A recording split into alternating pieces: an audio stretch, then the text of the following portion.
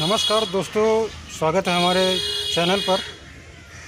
और दोस्तों, आज हम आपको कुछ ऐसे बिंदुओं से अवगत कराने वाले हैं, ऐसी चीज़ें आपको दिखाने वाले हैं जिसका स्तर दिनों पर दिन गिरता चला जा रहा है। और अगर ये पूरी मानवता उसके लिए ध्यान नहीं दिया तो आगे चल कर के बहुत सी समस्याएं उत्पन्न होने वाली है। बदलाव प्रकृति का नियम है, लेकिन इस बदलाव के साथ साथ में मनुष्य को कुछ बिंदुओं पर ध्यान देना चाहिए, कुछ विषयों पर ध्यान देना चाहिए। और प्रकृति ने हमें उपहार स्वरूप बहुत कुछ दिया है। आजकल क्या हो रहा है, विकास के नाम पर पर्वतों को काटा जा रहा है, पेड़ों को काटा जा रहा है, प्रकृति के साथ खिलवाड़ किया जा रहा है। और दोस्तों, अगर ऐसे हम और सभी आप करते रहेंगे तो बहुत सी समस्या आगे उत्पन्न होने वाली हैं। तो दोस्तों, मानव जीवन के लिए शुद्ध वायु की आवश्यकता होती है। शुद्ध वायु के बिना ये मानव जीवन संभव नहीं है। और शुद्ध वायु हमें पेड़ों से मिलती है, जिसको ऑक्सीजन कहते हैं। और दोस्तों, हमारे जीवन के लिए जल भी बहुत आवश्यक एक तत्व है, क्योंकि जल के बिना जीवन संभव ही नहीं है। तो दोस्तों, आज हम इस ब्लॉग में जल के ही विषय में चर्चा करेंगे और जल के स्रोतों को दिखाएंगे कि कहाँ से कहाँ आज स्तर पहुँच गया है। और इसमें सबसे बड़ा जिम्मेदार मनुष्य ही है। दोस्तों, अगर जल की बात ले लें और पीने की पानी की बात ले लें तो सबसे पहला प्रथम स्रोत है बरसात को जो पानी इकट्ठा होता था। बड़े बड़े तालाब हुआ करते थे, जिसमें आम जन लोग पानी पी करके अपनी प्यास बुझाते थे। उन तालाबों में निर्मल पानी भरा हुआ करता था और हमेशा बरसात हुआ करती थी, तो उसमें पानी ठहर नहीं पाता था। जो भी गंदा पानी होता था वो बरसात के साथ में निकल जाता था और तालाबों में बस स्वच्छ पानी भरा रहता था। आजकल क्या है, इतना प्रदूषण फैला है, इतनी गंदगी फैली है कि हर तालाबों में आप गंदगी पाएंगे। और उसमें पानी पीने की आप बात छोड़िए, जानवरों को नहलाने के लिए भी उसमें शुद्ध जल बचा नहीं है। बात कर लें तो तालाब में अक्सर पानी आजकल पाएंगे ही नहीं, क्योंकि जब बरसात नहीं होती तो तालाबों में पानी आएगा कहाँ से। तो प्रथम स्रोत पहले तालाब हुआ करते थे, पोखरे हुआ करते थे, जिसमें मनुष्य अपनी पानी प्यास बुझाता था पी करके। और जो मनुष्य जानवरों का पालन करता था वो तालाबों में ही अपने जानवरों को पानी पिलाता था और उनको नहलाता था। दोस्तों, बात कर लेते हैं, पहले तो ना तो साबुन हुआ करती थी कपड़े धोने के लिए और ना नहाने के लिए साबुन हुआ करती थी। तो हमारे गांव ग्रामीण इलाकों में लोग अपने कपड़े धोते थे तो तालाबों में जा कर के धोते थे। और एक मिट्टी हुआ करती थी जिसको रेहुआ बोलते हैं। आपके प्रदेश में क्या बोला जाता है, अलग अलग अपनी भाषाएं हैं, लेकिन यहाँ रेहुआ बोला जाता था। उसमें वाशरमैन लोग, धोबी लोग उसी में लिपेट करके कपड़े धुला करते थे और कपड़ों की बेहतरीन धुलाई हो जाया करती थी। वो कपड़े तालाबों में धुलते थे और जानवरों को भी उसमें पानी पिलाया जाता था। आज क्या है, तालाबों में पानी ही नहीं है। तो दोस्तों, हम आपको ले चल रहे हैं अगले पानी के स्रोत पर। जो पुराना स्रोत है, स्टेप बाय स्टेप हम आपको दिखाएंगे और उसके बारे में जानकारी देंगे। तो दोस्तों, हम एक ऐसे गांव में मौजूद हैं जहां आपको स्रोतों के बारे में बताएंगे और कुछ स्रोत दिखाएंगे। तो दोस्तों गाइस, अगर मेरा वीडियो आपको अच्छा लगे तो वीडियो को लाइक करें, कमेंट करें। और अगर हमारे चैनल पर नए हों तो चैनल को लाल वाला बटन है दबा दें, सब्सक्राइब करें और बेल वाला बटन दबा दें। उसके बाद में ऑल नोटिफिकेशन पर क्लिक कर दें, ताकि इस प्रकार के सारे वीडियो की नोटिफिकेशन सबसे पहले आपको मिलती रहे और हमारे वीडियो मिलते रहें। तो दोस्तों चलिए हम कर लेते हैं दूसरे स्रोत की बात। तो दोस्तों दूसरा स्रोत आता है नदियाँ। नदी दूसरा स्रोत आता है। शहरों के अंदर से अधिकतर नदियाँ निकलती हैं। कोई भी शहर ले लो तो उसके किनारे से या शहर के बीच से नदी निकलती है। तो शहरों के लोग अक्सर उसी नदी से पानी की व्यवस्था हुआ करती थी, पीते रहते थे और उसी से अपनी आवश्यकताएं पूरी करते थे। आज क्या है, समय आया है, नदियां प्रदूषण युक्त हो गई हैं। शहरों में बड़ी बड़ी फैक्ट्रियां लग गई हैं जिसमें केमिकल रहता है, प्रोडक्ट बनते हैं। उनका जो भी गंदा पानी होता है वो सारा पानी निकल करके उन्हीं नदियों में जाता है। जो वेस्ट पानी होता है, केमिकल होता है, वो सारा नदियों में गिरता है। और जो शहर में घर बने होते हैं उनका जो भी सीवर का पानी होता है और जो नाला का पानी होता है वो जा कर के नदियों में गिरता है। तो इससे नदी का जल स्तर जो है ख़राब हो जाता है और प्रदूषण ज़्यादा हो जाता है। तो दूसरे स्रोत के बारे में आपको बता दें कि नदी का पानी भी पीने योग्य नहीं बचा है। तो ये जो भी है बदलाव है, ये सब मनुष्य के द्वारा किया जा रहा है। ये विकास के नाम पर नदियों में प्रदूषण है। नदियों में मृत शव प्रवाहित किए जाते हैं, इसलिए नदियाँ का पानी पीने योग्य नहीं बचा है। तो दोस्तों ये स्रोत एक ये भी ख़त्म हो गया। तो हम आपको ले चल रहे हैं अगले स्रोत के पास में।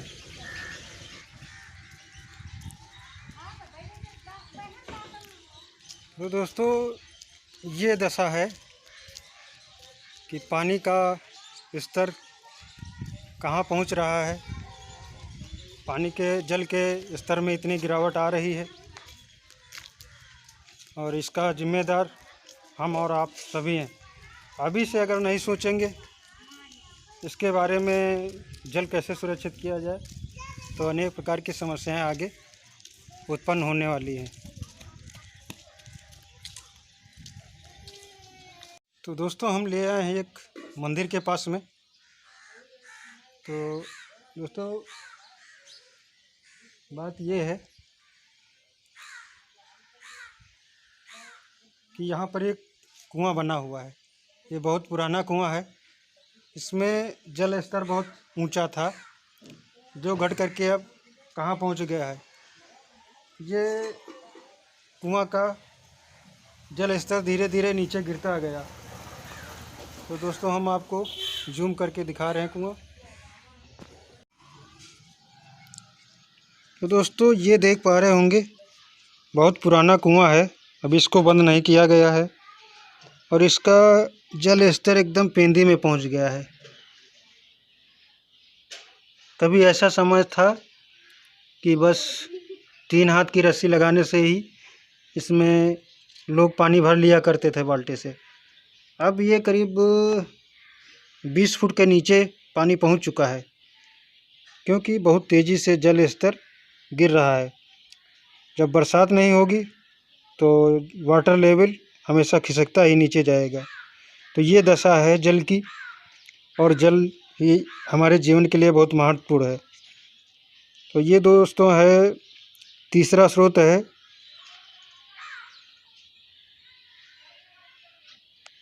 जो कुएं समाप्ति की ओर हो गए हैं, इसको नहीं अभी बंद किया गया। बहुत सारे कुएं बंद हो गए हैं। जो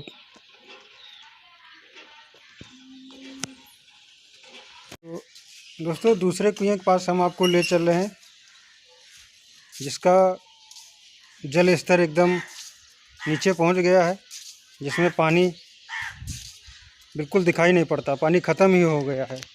तो ऐसे ऐसे जल स्तर धीरे धीरे अपनी सीमाएं तोड़ रहा है और अपने अंतिम चरण की ओर, जो वेल होते हैं उनकी समाप्ति की ओर बढ़ गया।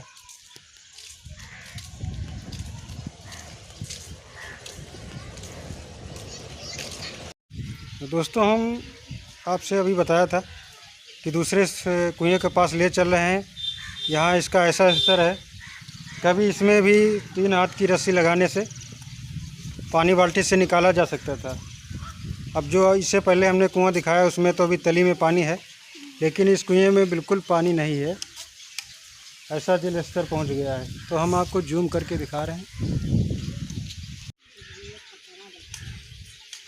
गाइस, आप देख पा रहे होंगे इस कुएं में अंधेरा है, क्योंकि काफ़ी गहरा कुआं है और इसमें नीचे कोई जल स्तर नहीं दिखाई पड़ रहा है, क्योंकि बरसात ना होने के कारण और पेड़ों के कटान होने के कारण इसका जल स्तर इतना गिर गया है कि कुआं भी समाप्त हो गए हैं। ये दोस्तों, बहुत जगह तो कुओं को बंद कर दिया गया, इसको भी ढक दिया गया ताकि बच्चे इधर उधर खेलते हैं इसमें गिर ना जाएं। तो यहाँ के लोगों ने ऐसी व्यवस्था कर रखी है। ये दोस्तों, इस पर टीन रखी हुई है, इससे इस कुएं को ढका गया था और हमने आकर के इसको खुलवाया है और आपको दिखाने के लिए फिर ये ढक दिया जाएगा। तो दोस्तों, ये तीसरा स्तर ऐसा है जो आज समाप्त हो चुका है। इसके जिम्मेदार हम और आप हैं। पेड़ों का ज़्यादा कटान, पेड़ ही बरसात में सहायक होते हैं, जो पेड़ों के ज़्यादा कटान की वजह से बरसातें नहीं होती हैं। तो दिन पर दिन ये वाटर लेवल घटता चला जा रहा है, ये स्थिति है।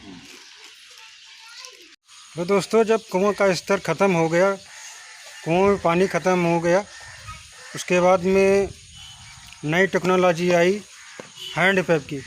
लोगों ने अपने घरों में हैंड पैप लगवाना शुरू कर दिया और कुएं ख़त्म हो चुके थे। पानी का जल स्तर इतना नीचा जा चुका था कि उसकी ज़्यादा गहराई तक कुएं नहीं खोदे जा सकते थे। तो लोगों ने अपने घर में हैंड पैप लगवाना शुरू किया। और चलिए, हम आपको ले चल रहे हैं पुराने हैंड पैप के पास में, जो आज वो भी दम तोड़ चुके हैं। तो हम आपको पुराना हैंड पैप दिखाने वाले हैं, उसके बाद में अगले स्तर पर हम आपसे बात करेंगे और अगला स्रोत दिखाएंगे। तो चलिए, हम आपको हैंड पैप दिखाते हैं जो आज अपने अंतिम अवस्था में है, उसकी सीमाएं ख़त्म हो चुकी हैं।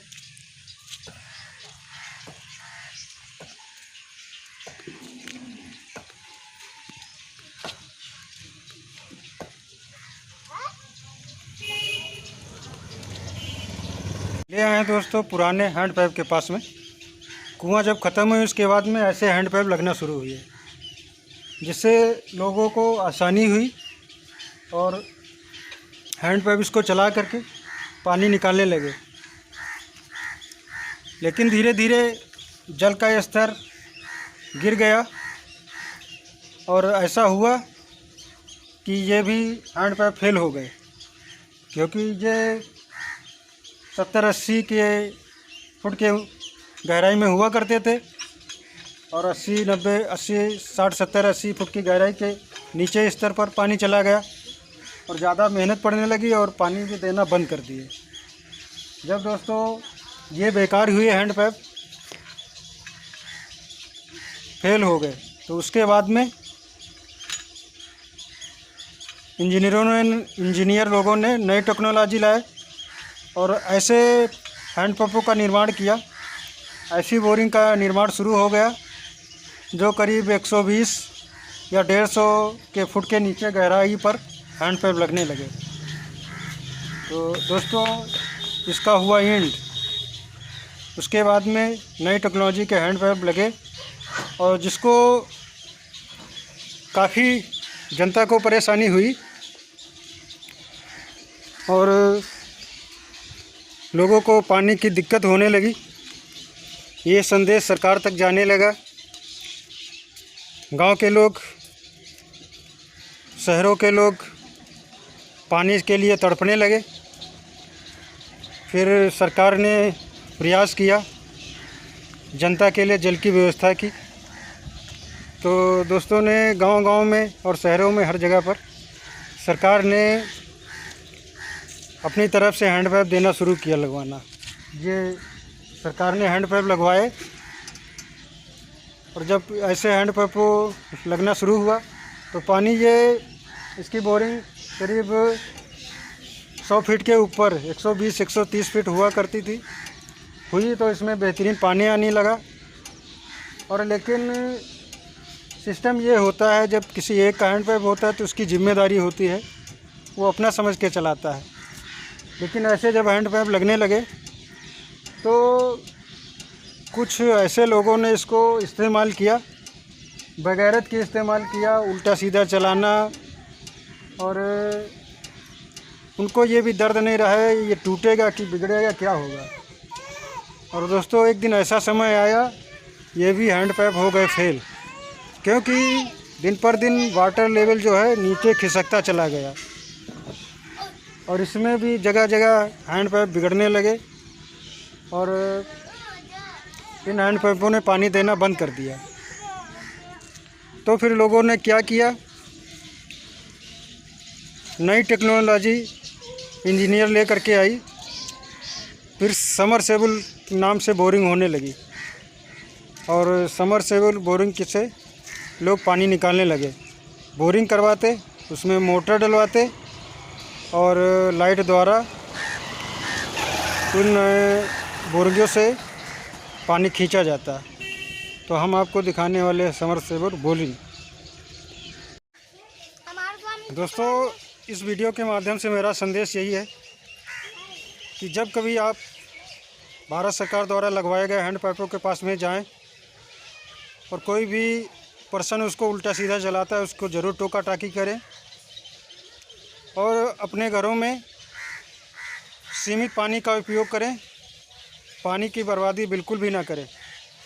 और कहीं भी आप देख रहे हैं कोई पानी की बर्बादी कर रहा है तो उसको टोका टाकी ज़रूर करें, क्योंकि जल अगर नहीं रहेगा तो हमारा जीवन नहीं रहेगा। और ये जल सभी के लिए ज़रूरी है। आप उसको समझा सकते, बता सकते हैं कि जल की बर्बादी ना हो, क्योंकि सरकार भी इस पर जल्दी ही सख्त रवैया अपनाने वाली है। तो सबसे पहले आप ही सतर्क हो जाएं और जितना ज़रूरत हो सके उतना ही पानी खर्चा करें, एक्स्ट्रा मत पानी खर्चा करें। जल बचत करें, जीवन बचाएं। तो दोस्तों हम आपको ले चल रहे हैं, दिखाने वाले समरसेबल बोरिंग जो इस समय चल रही है। दोस्तों उसके बाद में ऐसे समरसेबल बोरिंगों का शुरू हुआ लगना, जिसमें मोटर पड़ी रहती थी और उससे जल का स्तर खिंचाव शुरू हो गया, क्योंकि जब 150 के ऊपर वाटर लेवल पहुंच गया तो आदमी के बस की बात नहीं रही कि उसको हैंडपैप चला करके पानी निकाला जा सके। ये टेक्नोलॉजी आई समरसेबल की और बोरिंग में मोटर डाल करके लाइट द्वारा पानी का खींचना प्रारंभ हो गया। तो दोस्तों अगर हम आप सचेत नहीं हुए तो आगे चल कर के पता नहीं कहाँ पर ये जल स्तर जाता है और हमारे लिए समस्या उत्पन्न करेगा। तो खुद जागरूक हों और सभी को इसके लिए जागरूक करें। लोग जल की बचत करें और ज़्यादा से ज़्यादा पेड़ लगाएं ताकि बरसात हो और जल की बचत करें। दोस्तों अगर हमारा वीडियो आपको अच्छा लगा हो तो दोस्तों दबा के इसको शेयर कर देना और अपने दोस्तों को, आस पास पड़ोस के लोगों को जागरूक करते रहिए। और दोस्तों वीडियो यहीं पर समाप्त करते हैं, अगले ब्लॉग में फिर मिलेंगे। तब तक के लिए जय हिंद, जय भारत, वंदे मातरम।